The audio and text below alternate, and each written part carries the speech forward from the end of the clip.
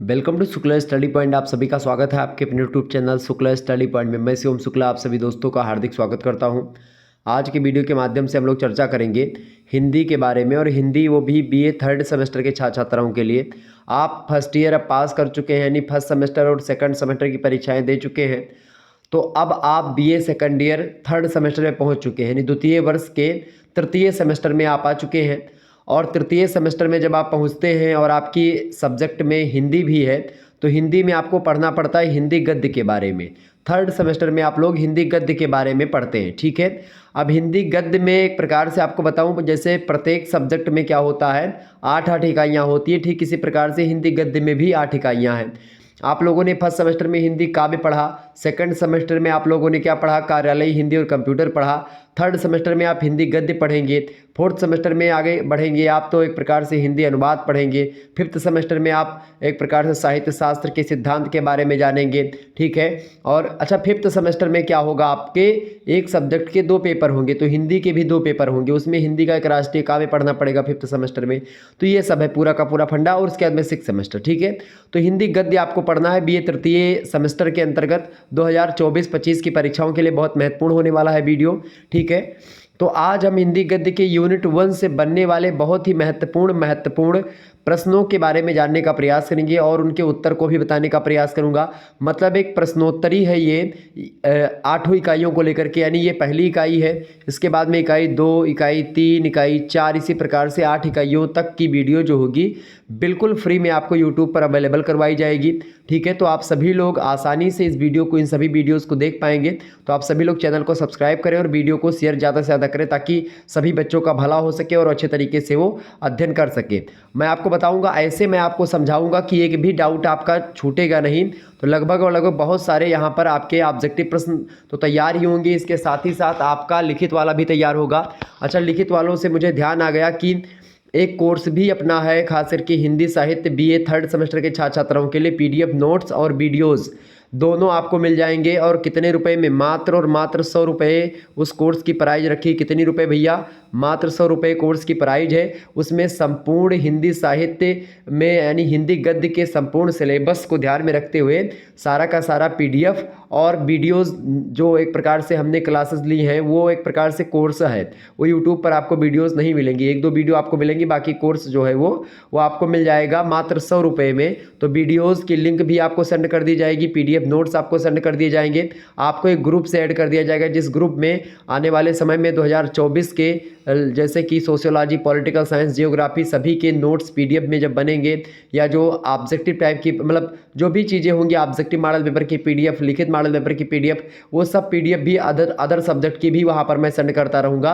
तो इससे क्या होगा, आपका बहुत ज़्यादा बेनिफिट होने वाला है। तो अगर आप अभी मात्र एक प्रकार से इस कोर्स को लेते हैं हिंदी वाला, तो उसमें बहुत सारी पीडीएफ आपको, मतलब हिंदी की विधिवत तैयारी करने के लिए आप कोर्स ले सकते हैं। बाकी तैयारी तो आपकी यूट्यूब से भी हो जाएगी हमारे द्वारा। मैं आपको इतना बता दूंगा कि आप पास हो जाओगे। लेकिन अगर आपको आगे एमए भी हिंदी से करना है, पीएचडी करनी है, या टीजीटी पीजीटी की परीक्षा, यानी हिंदी से आपको अध्यापक बनना है इंटर कॉलेज में या हाई स्कूल में या जूनियर में, या एक प्रकार से बीए बीएससी वालों को, मतलब बीए को पढ़ाना है, यानी कि प्रोफेसर बनना है, तो उसके लिए आपको चाहिए कि कोर्स पूरा का पूरा पढ़ें और उसमें विस्तार से एक एक चैप्टर को समझा करके उस चैप्टर की पीडीएफ सारी चीज़ें वहाँ पर आपको मिल जाएंगी।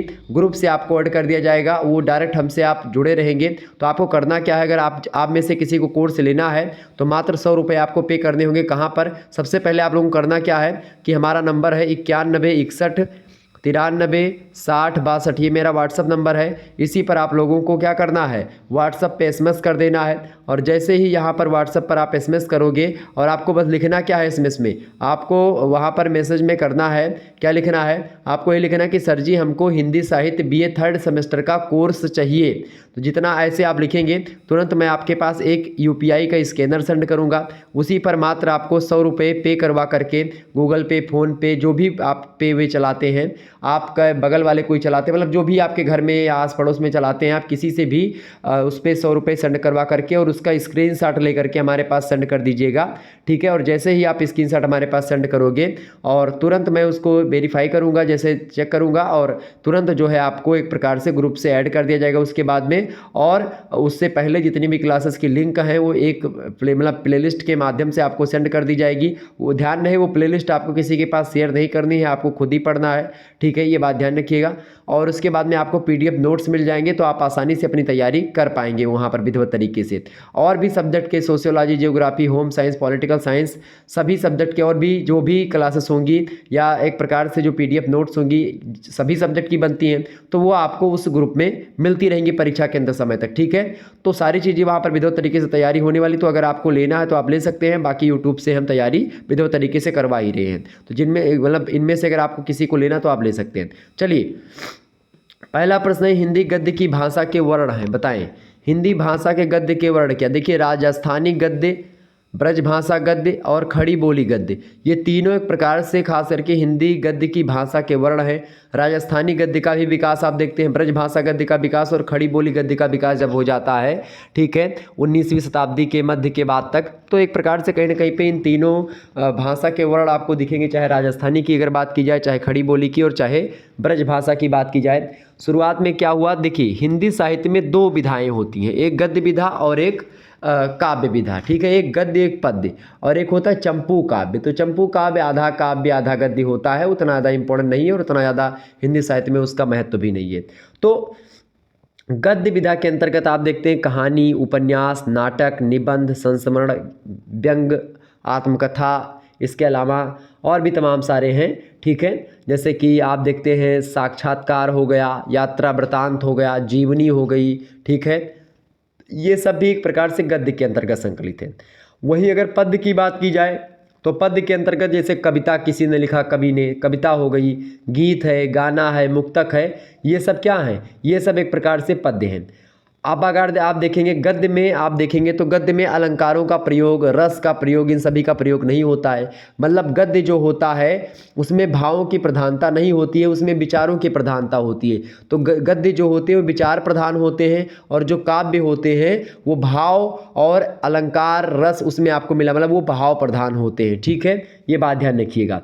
तो सामान्य भाषा में कहा जाए तो अलंकार पथ कहना उचित होगा, खास करके जो एक प्रकार से पद्य वाला चीज़ होती, पद्य में अलंकारों का प्रयोग होता है, रस का, छंद का, इन सभी का प्रयोग होता है। लेकिन गद्य में ऐसा कोई बाउंडेशन, ऐसी कोई एक प्रकार से शब्दों का चमत्कार जरूर आप देखेंगे, लेकिन वैसा अलंकारिक प्रयोग जैसा काव्य में आपको दिखता है वैसा गद्य में नहीं दिखेगा, ठीक है। गद्य विधा की रचनाओं को सीधा सपाट आप पढ़ सकते हैं, क्योंकि इसमें लयात्मकता जो होती है वो नहीं होती है, लयात्मकता की कमी होती है, जबकि काव्यों में लयात्मकता जो होती है वो ज़्यादा होती है, उसमें गायन के माध्यम से आप उसको पढ़ सकते हैं। कुल मिलाकर के जो गद्य है वो हमारे विचारों से ताल्लुक़ रखता है और जो पद्य होता है वो हमारे भावों से ताल्लुक़ रखता है। तो विचार प्रधान रचना गद्य कहलाती है, भाव प्रधान रचना काव्य कहलाती है, ठीक है, ये बात ध्यान रखिएगा। तो गद्य वो चीज़ है, समझ में आ गई चीज़ें। अच्छा, गद्य में क्या हुआ, हिंदी गद्य के प्राचीनतम प्रयोग में आप देखेंगे राजस्थानी और ब्रजभाषा दोनों के प्रयोग आपको मिलेंगे। यानी गद्य की कसौटी एक प्रकार से कहा जाता है, गद्यम कबीनाम निकसम वदंति ही, मतलब गद्य की कसौटी क्या है, एक प्रकार से मतलब गद्य की कसौटी है, एक प्रकार से खास करके कवियों की कसौटी होती है गद्य। मतलब गद्य एक प्रकार से बहुत विचारशील लेखक लिखते हैं, मतलब जो गद्य लेखन करने वाले जो व्यक्ति हैं, साहित्यकार हैं, उनको लेखक कहा जाता है और जो कविताएं करते हैं उनको कवि कहा जाता है। ये सारी बातें छोटी मोटी बातें हैं जो कि आपको जानना चाहिए। और हिंदी साहित्य में गद्य के विकास की अगर बात की जाए तो आधुनिक काल में आकर के गद्य का विकास होता है। इसीलिए आचार्य रामचंद्र शुक्ल जी गद्य काल को ही क्या, मतलब आधुनिक काल को ही गद्य काल की संज्ञा दे देते हैं। आचार्य रामचंद्र शुक्ल क्या कहते हैं, गद्य काल कहते हैं उसको। कब से कब तक प्रारंभ हुआ गद्य काल का, प्रारंभ जो हुआ है वो आपको बता दूं, गद्य काल का प्रारंभ जो हुआ है वो 19वीं शताब्दी आप बता सकते हैं, 19वीं शताब्दी, या एक प्रकार से आप देखते हैं 1850 के बाद, ठीक है, या 1900 विक्रमी से आचार्य रामचंद्र शुक्ल स्वीकार करते हैं। तो ये चीज़ें, ठीक है, आप ध्यान रखिएगा। विक्रमी का मतलब होता है जैसे 1900 विक्रमी की अगर बात की जाए तो विक्रमी यानी संवत, विक्रमी की बात हो रही है, विक्रम संवत की। तो यहाँ से अगर आप 57 घटा देंगे तो कितना बचेगा, 1843। 1843 से एक प्रकार से हिंदी गद्य का प्रारंभ मानते हैं आचार्य रामचंद्र शुक्ल जी, क्योंकि यहीं से गद्य के छिटपुट, अच्छा उससे पहले से भी एक प्रकार से गद्य की रचनाएं मिलती रही, लेकिन मुख्य रूप से आप देखते हैं 1843 के बाद, चूँकि 1843 में भारतेंदु युग का आरंभ हो जाता है और भारतेंदु युग को एक प्रकार से, या भारतेंदु जी को गद्य का एक प्रकार से जनक माना जाता है। गद्य लिखने का श्रेय उन्हीं को जाता है साहित्य में, हिंदी में, ठीक है। और इसके अलावा उनको नाटकों का एक प्रकार से प्रवर्तक माना जाता है, नाटकों का जनक माना जाता है, ठीक है। तो ये सारी चीज़ें आप ध्यान रखिएगा। गद्य काल जो है इसको आचार्य रामचंद्र शुक्ल जी ने कहा, ओके। ये सारी चीज़ें मैंने आपको बताई। ब्रजभाषा गद्य एक प्रकार से इसमें रहा। ब्रजभाषा जो गद्य है, चूँकि उस समय भारतेंदु युग में ब्रजभाषा में कविताएं बहुत ज़्यादा हो रही थी, चूँकि रीतिकाल आप देखते हैं पूरा का पूरा ब्रजभाषा का ही एरिया है। भक्ति काल में आप देखते हैं ब्रजभाषा और अवधि का एक प्रकार से बोलबाला रहता है हिंदी में। वहीं आप देखिएगा आदिकाल में तो डिंगल पिंगल भाषाओं का एक प्रकार से प्रभुत्व रहता है, ठीक है। लेकिन अब धीरे धीरे आकर के ब्रजभाषा में एक प्रकार से रीतिकालीन कविताएं सब समेटने लगती है। फिर धीरे धीरे करके ब्रजभाषा जो थी उसमें कविताएं, भारतेंदु युग में भी जो कविताएं लिखी हैं, जैसे ब्रज के लता पता मोहि कीजे, या एक प्रकार से निज भाषा उन्नति है सब उन्नति को मूल, बिन निज भाषा ज्ञान के मिटे नहीं को सूल। जो गद्य, जो पद्य लिखे जा रहे थे वो अब भी ब्रजभाषा में लिखे जा रहे थे, खड़ी बोली का प्रयोग नहीं था, लेकिन जो गद्य लिखा जा रहा था वो खड़ी बोली में लिखा जा रहा था, ठीक है। ये बात ध्यान रखिएगा। तो ब्रजभाषा गद्य का विकास होता है। ब्रजभाषा गद्य में आप देखते हैं खड़ी बोली फिर गद्य का विकास होता है। तो इस प्रकार से खड़ी बोली, ब्रजभाषा और इसके अलावा राजस्थानी गद्य सभी का विकास होता। तो इसीलिए हिंदी गद्य की भाषा के वर्ण में अगर आप बात करेंगे तो ये सभी गद्य के वर्ण आपको मिलेंगे। ऑप्शन नंबर डी लगा दीजिएगा। दूसरा प्रश्न आपकी स्क्रीन पर आ चुका है, हिंदी गद्य का क्रमबद्ध इतिहास है। हिंदी गद्य का क्रमबद्ध इतिहास 19वीं शताब्दी से प्रारंभ होता है। बिल्कुल करेक्ट आंसर है ए ऑप्शन। 19वीं सदी का मतलब होता है 1800 से लेकर के 1900 के बीच का जो समय है, यानी 1801 से लेकर के 1900 तक का जो समय है, इसको बोलेंगे 19वीं शताब्दी। और 20वीं शताब्दी बोलेंगे 1901 से लेकर के 2000 ईस्वी तक, ठीक है। ये बात ध्यान रखिएगा। तो ये समझ में आ गया सदी मतलब क्या होता है। अगर सदी का मतलब 19वीं सदी मध्य बोले, यानी 1850 की बात हो रही है, ठीक है। पूर्वार्ध बोले, पूर्वार्ध और उत्तरार्ध। पूर्वार्ध बोले मतलब 1800 से 1 से लेकर के 1850 तक की बात यहाँ पर कर रहा है कि अगर पूर्वार्ध बोले, ठीक है। अगर उस उत्तरार्ध बोलता है कि 19वीं शताब्दी उत्तरार्ध, उत्तरार्ध माने होता है बाद में, तो 1850 से यानी 1851 से लेकर के 1900 का जो समय काल है 1850 के बाद, वो होता है उत्तरार्ध, ठीक है। तो इस प्रकार से जो छोटी छोटी बातें हैं जो आपको समझ में नहीं आती हिंदी पढ़ते वक्त, किताब पढ़ते वक्त, वो चीज़ें आपको ज़रूर मैं समझाने का प्रयास कर रहा हूँ और मैं सफल हो जा रहा हूँ समझाने में, ये मुझे लग रहा है। और मुझे ये आशा है कि आपको भी समझ में आ रहा होगा, ठीक है, क्योंकि बहुत सरल भाषा में आपको बताने का प्रयास है। तो हिंदी गद्य का जो क्रमबद्ध इतिहास है वो 19वीं शताब्दी से प्रारंभ होता है। तीसरा प्रश्न आपकी स्क्रीन पर आ चुका है, बाल प्रबोधिनी पत्रिका के संपादक का नाम बताएं। क्योंकि गद्य के विकास की अगर बात की तो गद्य के विकास में सबसे महत्वपूर्ण भूमिका जो निभाने का काम होता है वो खास करके पत्र पत्रिकाओं का संपादन होने लगता है और वहाँ से एक प्रकार से हिंदी गद्य का विकास होता है।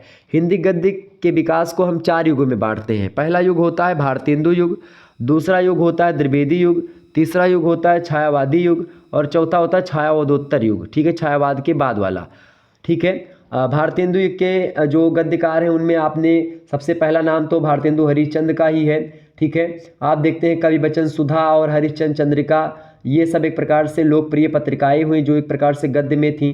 तो इससे लोगों को एक प्रकार से लगने लगा भारतेंदु हरिश्चंद्र के द्वारा ही प्रकाशित हैं कवि बचन सुधा, हरिश्चंद्र चंद्रिका, हरिश्चंद्र मैगनीज भी हरिश्चंद्र चंद्रिका को ही कहा जाता है, ठीक है। इसके बाद में आप देखते हैं पंडित प्रताप नारायण मिश्रा जी, पंडित बालकृष्ण भट्ट जी, राधाचरण गोस्वामी जी, राधा कृष्ण दास जी, किशोरीलाल गोस्वामी जी, ये सब एक प्रकार से भारतेंदु युग के प्रमुख साहित्यकार हैं, गद्यकार हैं, ठीक है। इसके अलावा आप देखते हैं बद्री नारायण चौधरी, प्रेमगंज, जगन मोहन सिंह, ठीक है, अंबिका दत्त व्यास जी, ये सब एक प्रकार से गद्यकार हैं और कविताएं भी करते हैं।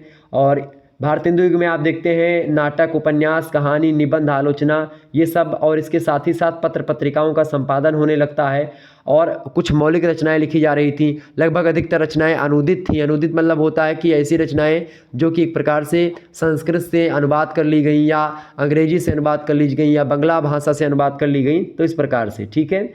तो फिर आते आते आप देखते हैं 19वीं शताब्दी का जब उत्तरार्ध आता है, मतलब 1850 के बाद, तब ब्रजभाषा और खड़ी बोली गद्य में एक प्रकार से एकदम से मिले जुले लगने लगे। मतलब कुछ खड़ी बोली के भाषा का प्रयोग होने लगा, कुछ ब्रजभाषा का, ठीक है, ब्रजभाषा का। तो ये था भारतेंदु युग। इसके बाद में आता है द्विवेदी युग। द्विवेदी युग की अगर बात की जाए तो आपको बता दूं कि द्विवेदी युग में आते आते आप देखते हैं कि एक प्रकार से जो भारतेंदु युग में शुरुआत हुई गद्य की, उसको द्विवेदी युग में एक ठहराव, एक स्थायित्व मिला, एक नाम मिला। और द्विवेदी युग जो है प्रारंभ होता है 1900 ईस्वी से लेकर के 1920 तक। और 1900 ईस्वी में सरस्वती पत्रिका का संपादन होता है।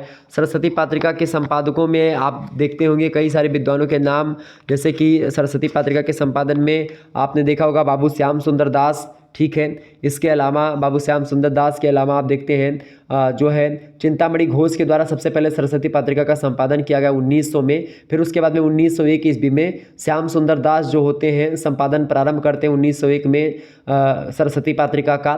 फिर उसके बाद में जब 1903 ईस्वी में महावीर प्रसाद द्विवेदी जी संपादन करना प्रारंभ करते हैं सरस्वती पत्रिका का, और 1920 तक संपादन करते हैं। और इसीलिए इस युग को हम द्विवेदी युग के नाम से जानते हैं, चूँकि महावीर प्रसाद द्विवेदी ने भाषा पर उनकी बड़ी गहरी पकड़ थी और भाषा को लेकर के उन्होंने ऐसी ज़बरदस्त रणनीति बनाई कि कविताओं को एक प्रकार से खड़ी बोली के मापदंड सिद्ध करे, कैसे कविताएं करनी है, किस मापदंड पर कविताएं लिखनी है, सारी बातें जो है द्विवेदी जी ने एक प्रकार से कविताओं लोगों को बताना प्रारंभ कर दिया। तो द्विवेदी जी के नाम पर ही एक प्रकार से चीज़ें हुई हैं, ये बात ध्यान रखिएगा। और इसी युग में आप देखते हैं द्विवेदी युग में ही मुंशी प्रेमचंद जी उपन्यास वगैरह लिख रहे थे, महान नाटककार हैं, ठीक, मतलब महान उपन्यास सम्राट कहे जाते हैं। कहानियाँ 300 से अधिक लिखी, उपन्यास लगभग 12 से अधिक उपन्यासों की रचना करी बड़े बड़े, जिनमें गोदान, गबन, करबला, रंगभूमि, कर्मभूमि, ये सब बहुत फेमस उपन्यास हैं। इसके बाद में महान नाटककार जयशंकर प्रसाद भी इस युग में कहीं ना कहीं पे थोड़े बहुत उनके नाटक आपको यहाँ पर दिखेंगे। महान उपन्यासकार हैं गोपाल राय गहमरी जी, उनका भी इसी समय द्विवेदी युग के हैं। देवकीनंदन खत्री, इसके अलावा डॉक्टर श्याम सुंदर दास निबंधकार हैं, आलोचक हैं, ये भी इसी समय के हैं, ठीक है। इसके अलावा महान इतिहासकार जिसका नाम आप आदर से लेते हैं हिंदी साहित्य में, आचार्य रामचंद्र शुक्ल जी, वो भी एक प्रकार से द्विवेदी युग के ही एक प्रकार से गद्य में द्विवेदी युग में ही पढ़ते हैं, ठीक है। इसके अलावा और भी तमाम सारे लोग हैं जो कि द्विवेदी युग में एक प्रकार से अपने विचारों से, ठीक है, गद्य को आगे बढ़ाते हैं। तो ये द्विवेदी युग था। तो प्रश्न आपसे पूछा गया बाल प्रबोधनी पत्रिका के संपादक का नाम बताइए। तो बाल प्रबोधनी पत्रिका के संपादक कौन है भाई, फटाफट से आप बताने का प्रयास करेंगे। बाल प्रबोधनी पत्रिका के संपादक कौन है? बाल प्रबोधनी पत्रिका के संपादक हैं हरिश्चंद्र जी, भारतेंदु हरिश्चंद्र जी बाल प्रबोधनी पत्रिका के संपादक हैं। पंडित प्रताप नारायण मिश्रा जी की बात की जाए तो पंडित प्रताप नारायण मिश्र जो हैं वो ब्राह्मण पत्रिका के संपादक हैं, ठीक है, ये सब ध्यान रखिएगा। अच्छा, यहाँ पर प्रश्न क्या पूछा गया, बाल प्रबोधनी हरिश्चंद्र भारतेंदु हरिश्चंद्र के द्वारा संपादन किया गया बाल प्रबोधनी का, बनारस से प्रकाशित होती थी यह पत्रिका। और ध्यान रखेंगे बाल प्रबोधनी कैसी पत्रिका है, तो ये भैया ये मासिक पत्रिका है। मासिक पत्रिका का मतलब होता है कि प्रत्येक महीने एक प्रकार से प्रकाशित हुआ करती थी। जो है कौन, बाल प्रबोधनी पत्रिका कहाँ से प्रकाशित होती थी? बनारस से प्रकाशित होती थी। 1 जनवरी को सबसे पहले प्रकाशित हुई थी, 1 जनवरी 1874। 1 जनवरी 1874 को सबसे पहले बनारस से प्रकाशित होती बाल प्रबोधनी। अच्छा, ये बाल प्रबोधनी पत्रिका में जो संदेश होता था स्त्री शिक्षा को लेकर के होता था, यानी ये महिलाओं से संबंधित पत्रिका हुआ करती थी भारतेंदु हरिश्चंद्र की, ठीक है, ये बात ध्यान रखिएगा।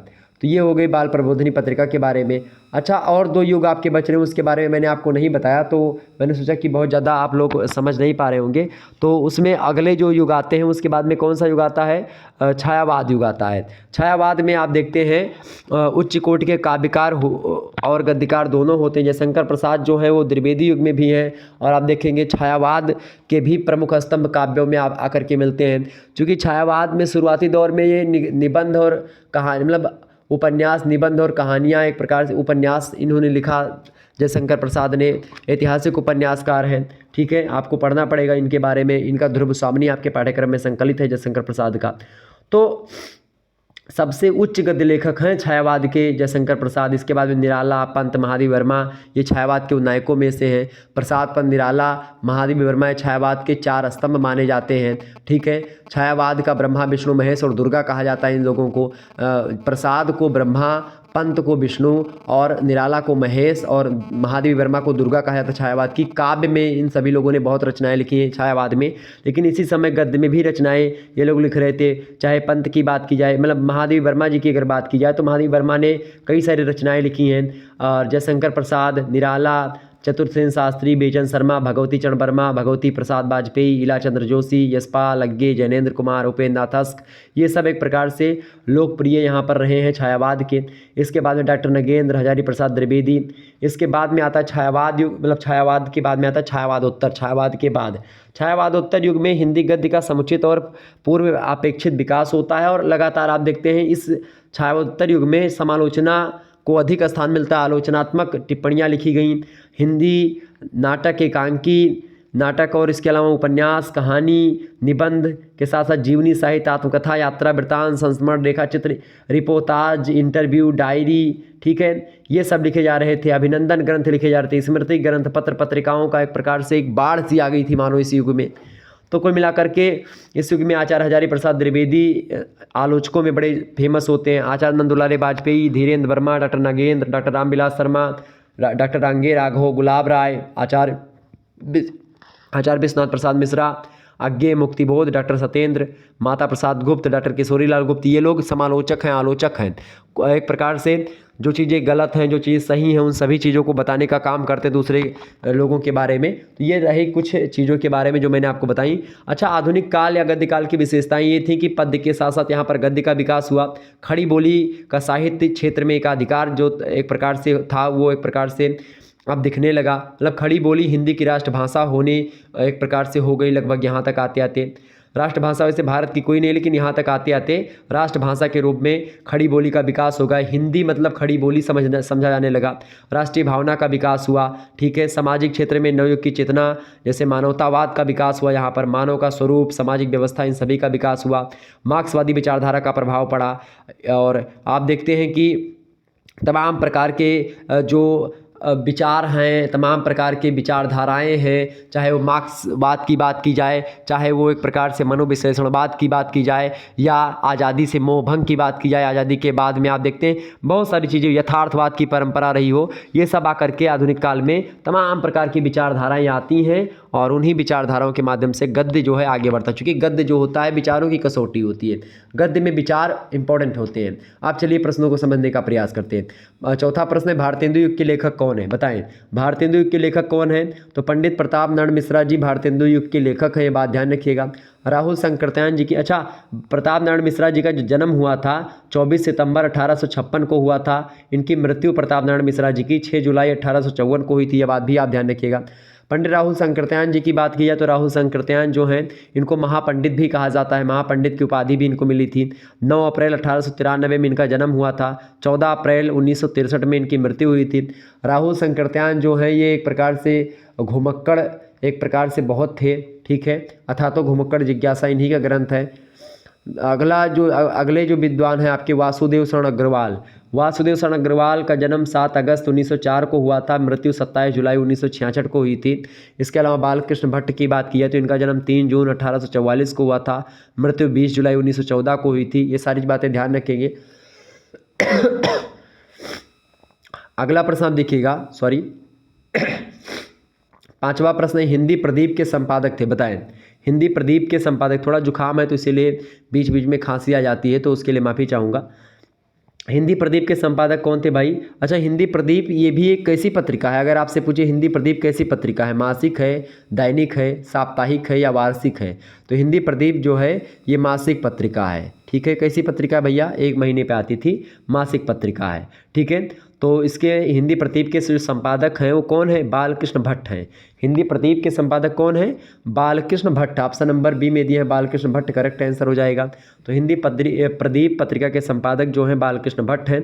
प्रयागराज से यह पत्रिका संपादित, मतलब ये पत्रिका जो है प्रकाशित होती थी, संपादित होती थी। 1877 ईस्वी में सबसे पहले हिंदी प्रदीप का जो मासिक पत्रिका इसका संपादन किया बालकृष्ण भट्ट ने, ये बात ध्यान रखेंगे। छठा क्वेश्चन साहब देखिएगा, प्रश्न है ब्राह्मण पत्रिका के संपादक कौन थे। ब्राह्मण पत्रिका प्रताप नारायण मिश्रा जी से रिलेटेड है, प्रताप नारायण मिश्रा जी इसके संपादक थे। आपको बता दूं ब्राह्मण पत्रिका भी एक मासिक पत्रिका है, ठीक है। कैसी पत्रिका है भैया, ये भी एक मासिक पत्रिका है। इसका संपादन जो हुआ था 15 मार्च 1883 ईस्वी को हुआ था। आपको बता दूं पंडित प्रताप नारायण मिश्रा जी इसका संपादन उन्होंने ही किया था, ठीक है। इस पत्रिका का, ब्राह्मण पत्रिका का, ओके। आगे बढ़ते हैं। सातवां क्वेश्चन आपकी स्क्रीन पर आ चुका, सरस्वती पत्रिका है शुक्ल युग की, द्विवेदी युग की, भारतेंदु युग की या छायावाद के युग की। तो सरस्वती पत्रिका आपको पता होगा, इसका संपादन सबसे पहले कौन करता है, 1900 ईस्वी में जनवरी महीने में प्रकाशन होता है सरस्वती पत्रिका का चिंतामणि घोष के द्वारा।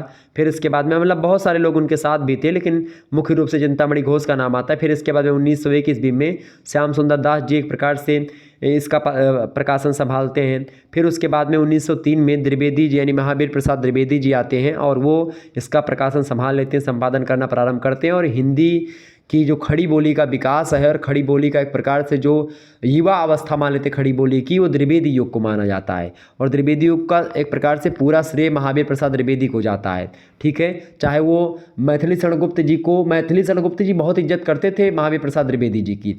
जब मिलते थे पैर छूते थे उनका और उनसे पूछते थे कि गुरुजी बताइए कैसा क्या लिखा जाए, क्या शोध मतलब क्या और अच्छा करना चाहिए, किस मुद्दे पर कविताएँ की जाएँ। जैसे कैकेयी का अनुताप, उर्मिला का एक प्रकार से विरह, ये सब की कोई सोच नहीं सकता था, जो कि मैथिली शरणगुप्त ने लिखा। क्यों लिखा, क्योंकि महावीर प्रसाद द्विवेदी का एक प्रकार से उनके ऊपर हाथ था, ठीक है।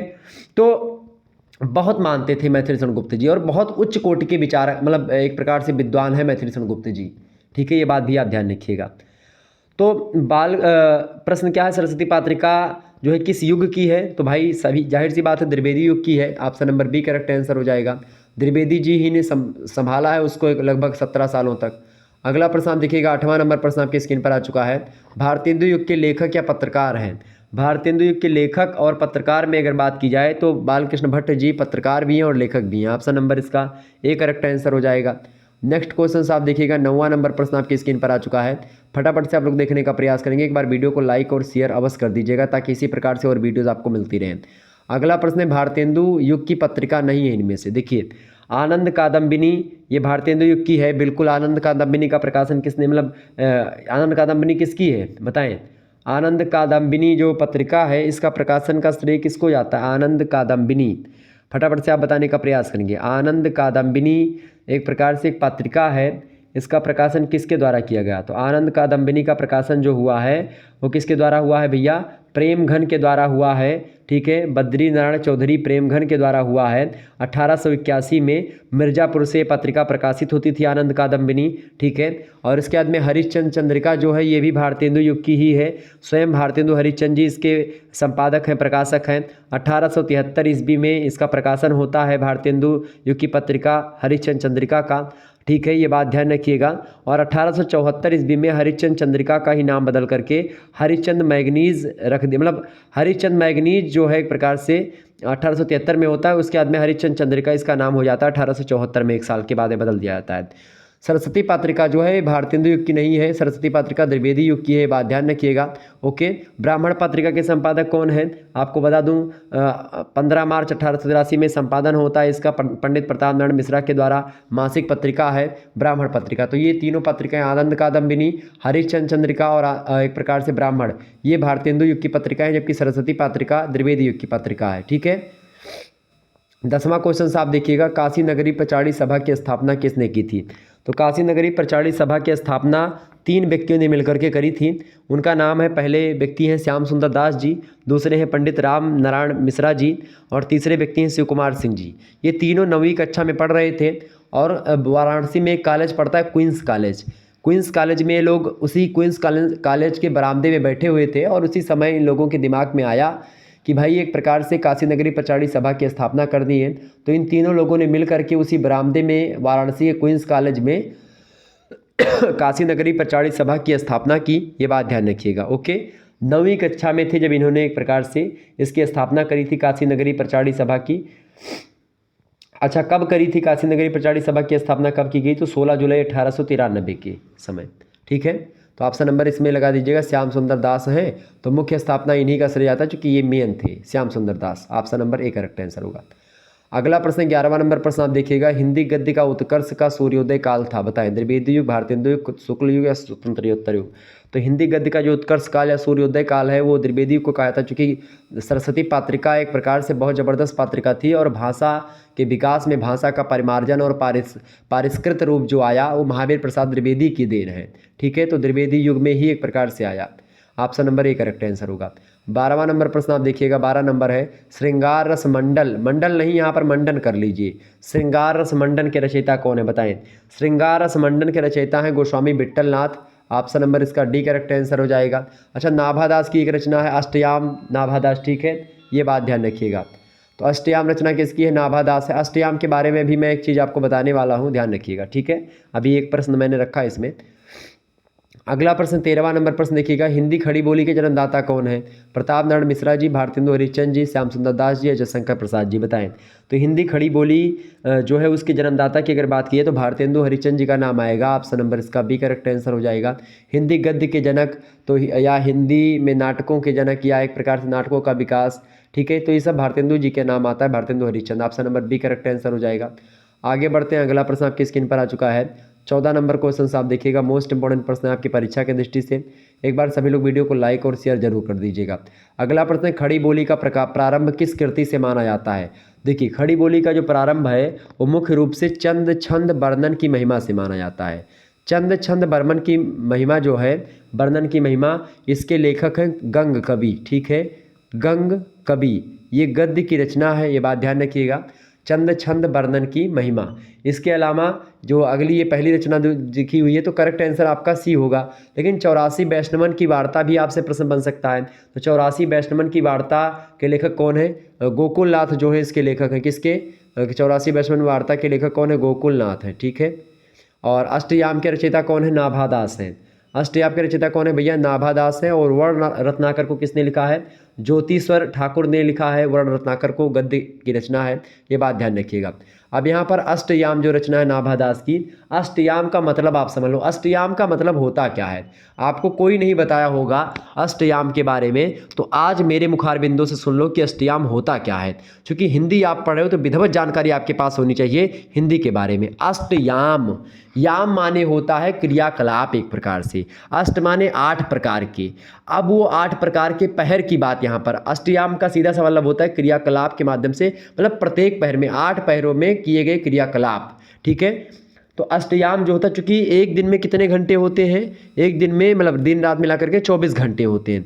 24 घंटे का आपके पास मतलब समय होता है, और उसी 24 घंटे में कितने पहर होते हैं? 24 घंटे में कहते हैं एक पहर बीतेगा, 2 पहर बीतेगा, तो 24 घंटा में कितना पहर होते हैं भैया? 8 पहर होते हैं। ठीक है, 1 घंटे में कितना पहर होता है? मतलब 24 घंटे में कितना पहर होता है? 8 पहर होता है। ठीक है, यानी कि 3 घंटे के एक पहर, 3 8 3 24। ठीक है, 8 गुणे 3 करेंगे तो 24 होगा, यानी 3 घंटे का एक पहर होता है। ठीक है, तो प्रत्येक 3 घंटे पर एक एक पहर बीतता है, और एक पहर में एक प्रकार से पूजा कैसी करनी? एक लड्डू गोपाल का नाम आप लोगों ने सुना होगा, तो अष्टयाम जो रचना है वो लड्डू गोपाल की पूजा से ही रिलेटेड है।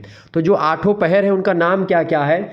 जो पहला पहर होता है उस पहर का नाम है मंगला, दूसरे पहर का नाम है श्रृंगार, तीसरे पहर का नाम क्या है? ग्वाल, चौथे का नाम है राजभोग, पांचवें का नाम है उत्थापन, छठे जो है पहर का नाम है भोग, और 7वें का नाम है आरती, और 9वें का नाम मतलब 8वें का नाम है शयन। ठीक है, तो 8वें में आप शयन करते हैं। तो इस प्रकार से ये 8 पहर होते हैं, और इस 8 पहरों में लड्डू गोपाल की विधिवत पूजा की जाती है, प्रत्येक पहर में अलग अलग विधि का प्रयोग करके।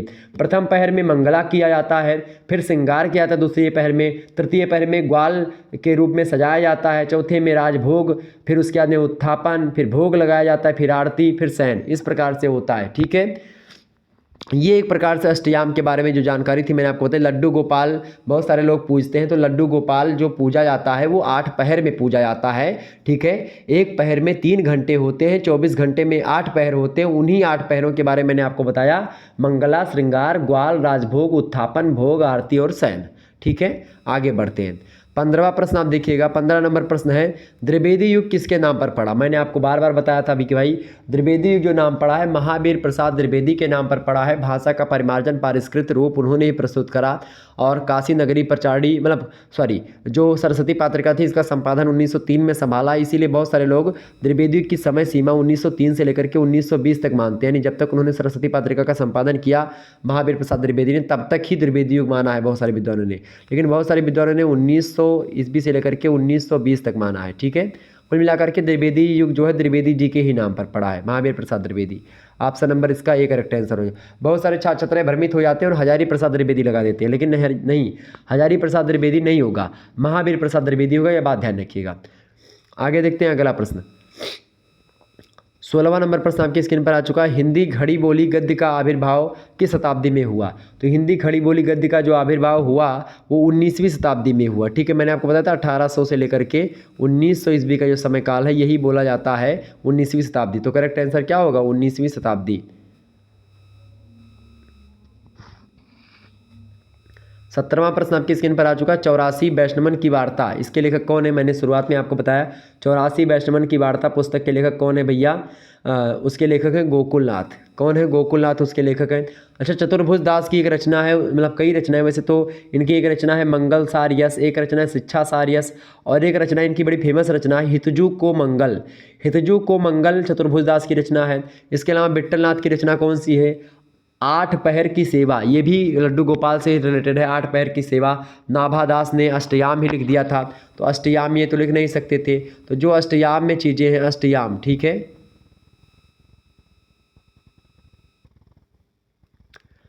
अष्टयाम जो है एक प्रकार से नाभादास की रचना है, तो इन्होंने क्या लिख दिया, 8 पहर का समय। अच्छा, विट्ठलनाथ जो है गोस्वामी विट्ठलनाथ ये वल्लभाचार्य के पुत्र हैं, और वल्लभाचार्य जी कौन है, वो सूरदास जी को आप जो लोग जानते होंगे हिंदी साहित्य में, सूरदास जी के गुरु जी थे वल्लभाचार्य, और वल्लभाचार्य के 4 शिष्य और विट्ठलनाथ के 4 शिष्य थे, और इन 4 शिष्यों को मिला करके अष्टछाप के कवियों का संग्रह किया था। अष्टछाप के कवियों को इकट्ठा किया था किसने, गोस्वामी विट्ठलनाथ ने। ठीक है, ये बात ध्यान रखिएगा। पुष्टि मार्ग का जहाज भी अष्टया मतलब इन्होंने ही कहा था, विट्ठलनाथ ने कहा था, किसको, सूरदास जी को। ठीक है, ये सारी बातें ध्यान रखेंगे। 18वां प्रश्न देखेंगे, भारतेंदु के सहयोगी लेखक हैं शिवपूजन सहाय, बालकृष्ण भट्ट, वियोगी हरि, आचार्य हजारी प्रसाद द्विवेदी। आप सभी लोगों ने बिल्कुल करेक्ट आंसर लगाया, Balkrishna Bhatt is right answer. Balkrishna Bhatt Bharatendu के सहयोगी लेखक हैं। 19वां प्रश्न आप देखिएगा, आनंद कादम्बिनी के संपादक कौन है, बालकृष्ण भट्ट, प्रताप नारायण मिश्रा, राधाचरण गोस्वामी या बद्रीनारायण चौधरी प्रेमगन। तो आनंद कादम्बिनी के संपादक कौन है, बद्रीनारायण चौधरी प्रेमगन। ऑप्शन नंबर इसका डी करेक्ट आंसर हो जाएगा। अच्छा, इसका प्रकाशन कब हुआ था आनंद कादम्बिनी का, बताएं। आनंद कादम्बिनी का जो प्रकाशन हुआ था ये 1881 में हुआ था, मिर्ज़ापुर से प्रकाशन होता था इसका। ठीक है, ये बात ध्यान रखिएगा। आगे बढ़ते हैं, 20वां प्रश्न आपकी स्क्रीन पर आ चुका है और लास्ट प्रश्न है, माधुरी पत्रिका किस युग से संबंधित है। तो माधुरी पत्रिका जो रिलेटेड है वो द्विवेदी युग से रिलेटेड है, ध्यान रखिएगा। अगस्त 1921 लखनऊ से इसका संपादन होता है। विष्णु नारायण भार्गव, दुलारी लाल भार्गव, रूप नारायण पांडे, इन सभी लोगों के नेतृत्व में इसका संपादन होता है। मुख्य रूप से संपादन का श्रेय विष्णु नारायण भार्गव को जाता है, लेकिन और लोगों ने भी एक प्रकार से समय समय पर इसका संपादन संभाला है। ठीक है, ये बात ध्यान रखिए। द्विवेदी युग की एक प्रकार से पत्रिका थी माधुरी पत्रिका। ठीक है, ये बात ध्यान रखिएगा। तो ऑप्शन नंबर इसका सी करेक्ट आंसर हो जाएगा। आप सोचेंगे 1921 आप बता रहे हैं और 1920 में द्विवेदी युग खत्म हो गया था, तो कैसे संभव है। वो एक प्रकार से प्रकाशन इसका पहले से ही चीज़ें हो रही थी, लेकिन 1921 में मुख्य रूप से आकर के जो ये भार्गव जी हैं विष्णु नारायण भार्गव, लेकिन उससे पहले दुलारीलाल भार्गव और रूप नारायण पांडे इसका संपादन कर रहे थे। ठीक है, तो इस कारण से क्या हुआ कि ये एक प्रकार से द्विवेदी युग की ही मासिक पत्रिका कही, मतलब द्विवेदी युग की ही पत्रिका कही जाती है। द्विवेदी युग की कौन, माधुरी पत्रिका। ठीक है, ये बात ध्यान रखिएगा। चलिए फिर आपको मैं बता दूं कि जियोग्राफी का भी यूनिट 1 का इसी प्रकार से मैंने पूरा चर्चा कर दिया। जियोग्राफी में हमने पर्यावरण, आपदा प्रबंधन और जलवायु परिवर्तन से रिलेटेड जो चैप्टर यूनिट 1 था उसमें विस्तार से जो ऑब्जेक्टिव प्रश्न बन रहे थे उनको विस्तार से मैंने समझाने का काम किया, जैसे हमने यहाँ पर विस्तार समझाने का काम किया है। इसी प्रकार से हर एक सब्जेक्ट को लेकर के 8 इकाइयों को लेकर के ऐसे मैं चर्चा कर दूंगा, तो लगभग एक प्रकार से आपका रिवीजन भी हो जाएगा और आप बहुत अच्छे तरीके से चीज़ों को समझ पाएंगे, जान पाएंगे, और बहुत जानकारी आपने इस वीडियो के माध्यम से ग्रहण की होगी। निश्चित तौर पर कोई दिक्कत नहीं आई होगी मेरे हिसाब से, मैंने ऐसे आपको समझा दिया कि कोई दिक्कत की बात नहीं है। एक बात यहाँ पर फिर से मैं आपको कहना चाहूँगा कि आप में से जिन छात्र छात्राओं को हिंदी साहित्य का कोर्स लेना है वो कोर्स ले सकते हैं। अब कोर्स लेने को लेकर के मैं एक बार फिर से आपको समझा रहा हूँ। हिंदी साहित्य के कोर्स में आपको video lecture, PDF notes, model paper के पीडीएफ नोट्स, महासंग्राम वीडियो के पीडीएफ नोट्स आपको वहाँ पर प्रोवाइड करवाए जाएंगे। चैप्टर वाइज पीडीएफ नोट्स आपको मिलेंगे, चैप्टर वाइज वीडियो मिलेगी। ठीक है, वो सारी वीडियोज़ ऑलरेडी जो अभी 1-2 महीने पहले से मैंने वीडियो बनाना प्रारंभ किया था और सारी वीडियो हमारे पास सुरक्षित रखी हुई हैं। तो अगर आपको चाहिए तो उसके लिए आपको करना क्या होगा, मात्र 100 रुपये आपको पे करने होंगे। ये पे कैसे करना है, हमारे नंबर पर 9161, इस पर नहीं पे करना है, 9161 93 60 62 ये मेरा व्हाट्सअप नंबर है। इसी पर आपको व्हाट्सअप कर देना है। आप लड़की हैं लड़का है कोई दिक्कत की बात नहीं, किसी प्रकार का कोई वो नहीं होगा कि भाई आपका नंबर इधर उधर एक्सचेंज हो रहा है किसी के साथ, नहीं, उसके लिए पूरी सिक्योरिटी है। तो 9161 93 60 62 की अगर बात की जाए तो ये मेरा नंबर है व्हाट्सअप पर, इस पर आप लोगों को व्हाट्सअप करना है और आप बोलेंगे कि सर जी हमको हिंदी साहित्य बीए 3rd सेमेस्टर का कोर्स चाहिए। और जैसे आप ये बोलोगे तुरंत जो है मैं आपके पास एक स्कैनर सेंड करूँगा यूपीआई माध्यम का, और उसी स्कैनर पर आप लोगों को करना क्या है, मात्र 100 रुपये पे करके और उसका स्क्रीनशॉट हमारे पास सेंड करवा देना है। आप किसी से भी पे करवा सकते हैं, अपने आरी पड़ोस किसी से भी, और जैसे उसका स्क्रीनशॉट करेंगे मैं उसको चेक करूँगा। ठीक है, अगर आपका बिल्कुल ठीक ठाक निकला, वैसे ठीक ठाक ही निकलेगा, आप में से 100 रुपये की बात है, मतलब कोई ये तो बड़ा चार्ज मैंने लगाया नहीं है। आप लोगों ने ही कमेंट किया कि सर जी हिंदी का कोर्स चलवाइए, कोर्स चलवाइए, कोर्स के लिए ऑनलाइन क्लास। तो मैंने सोचा कि भाई ऑनलाइन क्लास तो यूट्यूब पर मैं लेता ही रहता हूँ, लेकिन आप लोग कोर्स की बात करें तो मैंने सोचा कि कोर्स के बारे में मैं आपको बता दूँ। कोर्स में सारी वीडियोज़ आपको मिल जाएंगी, पीडीएफ नोट्स मिल जाएंगे, और बाकी जो भी क्लासेस होगी वो जब आपको व्हाट्सएप ग्रुप से ऐड कर दिया जाएगा उसी में लिंक वाइज वीडियो आपको मिलती रहेगी। जो भी क्लास होगी वो लिंक वहाँ पर आपको मिल जाएगी कि भाई आज इतने बजे से क्लास होने वाली है, तो आप आसानी से उस क्लास को ले पाएंगे। ठीक है, कई सारे बेनिफिट इसके और होंगे, क्योंकि सोशियोलॉजी, पॉलिटिकल साइंस, जियोग्राफी या अन्य सब्जेक्ट जो होंगे, होम साइंस से लेकर के शिक्षा शास्त्र, साइकोलॉजी, दर्शन शास्त्र, नाना प्रकार के विषय वस्तु जो है, या फिर जो आपका एक प्रकार से को करिकुलर कोर्स होता है, खास करके बीए 3rd सेमेस्टर में आपको को करिकुलर में क्या पढ़ना है, आपको पढ़ना है human values and environmental studies के बारे में पढ़ना है को करिकुलर कोर्स में, बीए बीएससी बीकॉम का। तो उसमें आपको उसकी भी पीडीएफ वगैरह आपको मिल जाएगी। तो बहुत एक प्रकार से आपको लाभ मिलेगा अगर आप इस कोर्स को ज्वाइन करते हैं मात्र 100 रुपये में, तो आपको बहुत सारा लाभ मिलने वाला है। आप डायरेक्ट हमसे जुड़ पाएंगे और बहुत सारी जानकारी आप वहाँ पर पाते रहेंगे। ठीक है, तो अगर आप में से किसी को जुड़ना है तो आप जुड़ सकते हैं। फटाफट से आप एसएमएस करिए और बहुत जल्द एसएमएस करने का प्रयास करें। जैसे ही आप जितनी जल्दी करेंगे उतना ज़्यादा आपका फ़ायदा होगा, उतने ज़्यादा आपको एक प्रकार से, अच्छा ये नहीं कि भाई अगर आप जल्दी नहीं किए हैं बाद में आप कर रहे हैं तो कोई दिक्कत होगी आपको, उसके लिए भी व्यवस्था होगी, बाद में आपको एक बैग सारी चीज़ें मिल जाएंगी। ठीक है, लेकिन जितने जल्दी करेंगे तो आप और ज़्यादा लाभान्वित होंगे और समय समय पर पढ़ते रहेंगे। तो जल्दी करिए, चूँकि पेपर कब हो जाए कोई पता नहीं होता है। बहुत सारे विश्वविद्यालय बहुत जल्दी करवाते हैं, बहुत सारे विश्वविद्यालय थोड़ी लेट करवाते हैं। तो आप मान करके चलो कि दिसंबर से आपकी परीक्षाएँ नवंबर दिसंबर से प्रारंभ होने वाली हैं। ठीक है, और आपकी जनवरी फरवरी तक चलेंगी परीक्षाएँ, मतलब अलग अलग विश्वविद्यालयों की मैं बात कर रहा हूँ। तो बहुत तीव्र गति से हमको बढ़ना है आगे, तो इसी दृष्टि से ये पूरा का पूरा कोर्स है, संपूर्ण कोर्स है, आप आसानी से पढ़ सकते हैं। जब भी आपकी दिल चाहे, जब भी आपकी इच्छा होगी, आप वीडियोस को देखिएगा, पीडीएफ नोट्स को पढ़िएगा, तो बहुत ही एक प्रकार से उच्चतम कोटि की, उच्चतम क्वालिटी की आपको वहाँ पर चीज़ें आपको मिल जाएंगी। तो आप में से जिनको भी लेना है, वैसे मेरे हिसाब से तो आप सभी को लेना चाहिए, क्योंकि इससे बहुत ज़्यादा बेनिफिट आपको ये होगा कि अदर सब्जेक्ट के भी आप क्लासेस वहाँ पर और उसकी पीडीएफ नोट्स भी पा सकेंगे। जैसे हर एक सब्जेक्ट की सोशियोलॉजी की वीडियो आएगी, ऑब्जेक्टिव का मॉडल पेपर आया या सोशियोलॉजी की और वीडियोज़ आई, तो उन सभी का पीडीएफ नोट्स भी आपको जो बनाया जाएगा वो आपको उसी ग्रुप में सेंड कर दिया जाएगा। तो इससे आपका अदर सब्जेक्ट का भी बेनिफिट होने वाला है। तो आप में से जिनको भी लेना है फटाफट से आप एसएमएस करिए। इस समय एडमिशन ओपन है, फटाफट से मात्र 100 रुपये में अभी एकदम से खोल दिया गया प्लेटफॉर्म, जल्दी से जल्दी अपना एडमिशन करवा लीजिए। बहुत ही एक प्रकार से इंपॉर्टेंट तरीके से आप लोगों को उसमें पढ़ाई करवाई जाएगी। हालांकि यूट्यूब चैनल पर मैं विस्तार से आपको बताता ही रहता हूँ, लेकिन अगर आप यहाँ से जुड़ेंगे तो पीडीएफ नोट्स वाला आपको लाभ मिल जाएगा। धन्यवाद, मिलते हैं नेक्स्ट वीडियो में। बहुत बहुत धन्यवाद।